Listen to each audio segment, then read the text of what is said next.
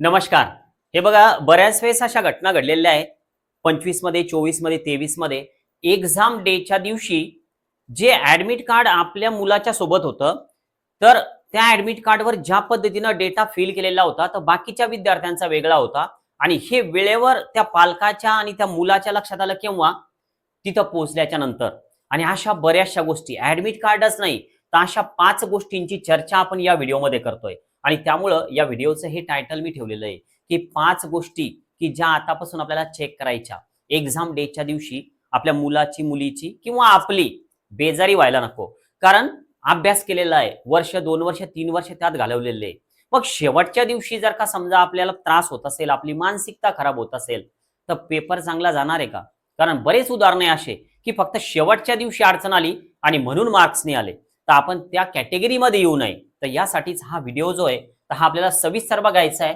नीट paper आपल्याला आपला धोक्यात नाही येऊ द्यायचा आहे आणि अनेक विद्यार्थी ज्या पद्धतीनं चेकलिस्ट विसरतात, तर तशी आपल्याला नाही विसरायची. आपण जिजाऊ अकॅडमीचे व्ह्यूअर्स आहात, नक्की एकदा लाईक करायला विसरू नका, सबस्क्राईब करा. म्हणजे काय होईल, की येणारे पुढचे अपडेट तुमच्यापर्यंत लवकरात लवकर पोहोचतील. बघूया, हा व्हिडिओ थोडा शेवटपर्यंत बघाल. आता आपण काय करू, तर हे एनटीएचं एक पेज आहे. इन्फॉर्मेशन बुलेटिनमध्ये जर तुम्ही पेज क्रमांक 40 पासून जर पुढे बघत घेतलं, तर अशा बऱ्याचशा गोष्टी की एनटीएनं सूचना दिलेल्या आहेत. काही पालकांना दिलेल्या आहे, काही विद्यार्थ्यांना दिलेल्या आहे. तर या सूचनांचं एक कलेक्शन आणि सोबतच दरवर्षी जे मुलांना अनुभव येत आहेत, तर त्याचं सगळं एकत्रीकरण केलेलं आहे मी आणि याच 5 गोष्टींची चर्चा आपण करतोय. बघा, आता जर समजा आपण पहिलं जर घेतलं, तर ॲडमिट कार्ड आहे. एखाद्या वेळेस विचार येऊ शकतो, की सर हे ॲडमिट कार्ड वगैरे सगळ्या गोष्टी आम्हाला माहिती आहे. पण लक्ष द्या, चूक कुठं होते? ॲडमिट कार्ड तर तुम्ही सोबत नेणार आहे. एक सोडून 2, 3 सोबत नेणार आहे. पण चूक कुठं होते? तर ही माहिती असायला पाहिजे. बघा, सर्वात महत्त्वाचं आहे तुमचं ॲडमिट कार्ड जे आहे, तर तुम्ही कलरमध्ये प्रिंट करा. A4 साइजचं पेज तुम्ही नक्की वापरा. म्हणजे आता ती साइज पण मॅटर करू शकते. हा विषय तुमच्या आतापर्यंत लक्षात होता का? नक्की एकदा कमेंट बॉक्समध्ये सांगा. तुम्हाला तुमचं admit card A4 size page हे काय असतं? तर ज्यावेळेस तुम्ही प्रिंट काढणार आहे, तर त्या प्रिंटर करणाऱ्याला सांगा, कॉम्प्युटरवाल्याला, की A4 साइजवर प्रिंट घ्या. ठीक आहे. आता यानंतर तुमचा जो फोटो आहे, तर तो प्रॉपरली स्टिक असायला पाहिजे त्या ॲडमिट कार्डवर. घरून जातानाच तुम्हाला तुमचा जो पोस्टकार्ड साइज फोटो तुम्ही काढलेला आहे, तर त्यावर एक जागा दिलेली असते ॲडमिट कार्डवर, तर तो चिपकावा लागतो. तुम्हाला तुमचं थंब इम्प्रेशन जी शाईचं आपण देतोय, तर ते पण द्यावं लागतं आणि तुमची सही इन्व्हिजिलेटरच्या समोर तुम्हाला करावी लागते. तर ह्या सगळ्या गोष्टी असतात. तुम्हाला तुमचा फोटो चिटकवला, तुम्ही तुमचं जे थंब पण दिलं, पण आता बऱ्याच विद्यार्थ्यांचं काही तुम्हाला वेगळं दिसतं तिथे सेंटरवर गेल्यावर. मग कन्फ्युजन होतं. आपण आपलं जे पीडीएफ आहे, तर ते प्रिंट केलं पण A4 साइजवर नाही घेतलं. मग मात्र गोंधळ उडू शकतो. तर त्यामुळे ही पहिली गोष्ट की जी तुम्हाला लक्षात ठेवायची. आता नंबर 2, पासपोर्ट साइज फोटो. आपण जो पोस्ट कार्ड म्हणजे मोठा फोटो काढलेला आहे, तर तो ॲडमिट कार्डवर चिपकवलेला आहे. 2-3 ॲडमिट कार्ड जे आहे ना, तर ते प्रिंट शिल्लकच काढा. तयारच करून ठेवा. एक तर तिकडे जमा होणार आहे, पण पुढं काही जर अडचण आली, तर ते दुसरे आपल्याला कामात येतील. आणि हे जे पासपोर्ट साइज फोटो आहे, तर हे तुम्हाला कोणते ठेवायचे सोबत?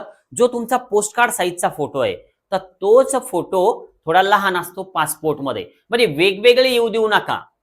एक वेगळा आणि दुसरा वेगळा असं होऊ देऊ नका.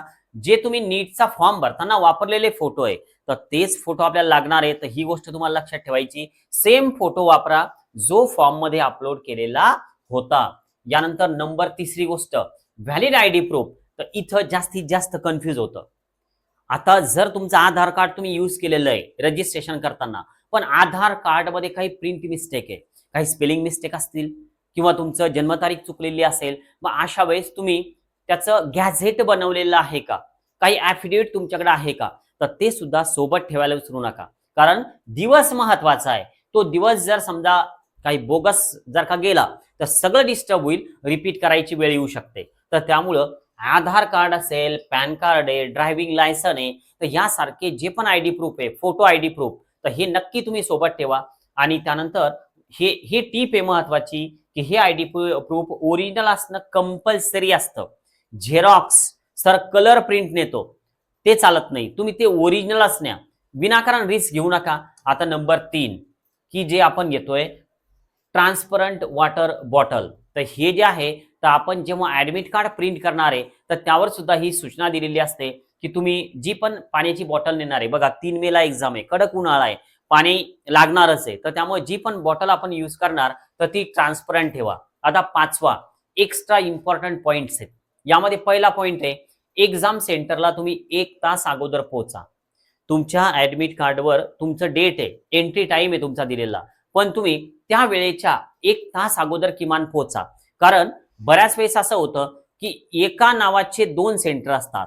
म्हणजे थोडक्यात त्या ज्या शाळा आहेत, जे कॉलेजेस आहेत, तर एका नावाचे 2 कॉलेजेस असू शकतात, असतात.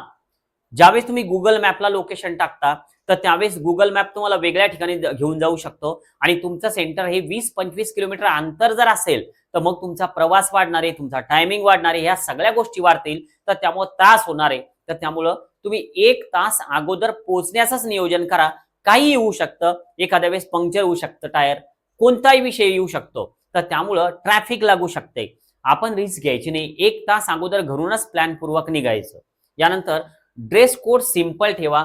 No fancy attempts. थोडक्यात आपण तिथं काही एखाद्या समारंभाला चाललो नाही, आपल्याला द्यायची परीक्षा, तर त्यामुळे एक सिंपल ड्रेस, मुलगी असेल मुलीच्या हिशोबानं, मुलगा असेल मुलाच्या हिशोबानं, आणि शूज वगैरे तर चालतच नाही, एक साधी स्लीपर पायामध्ये असायला पाहिजे.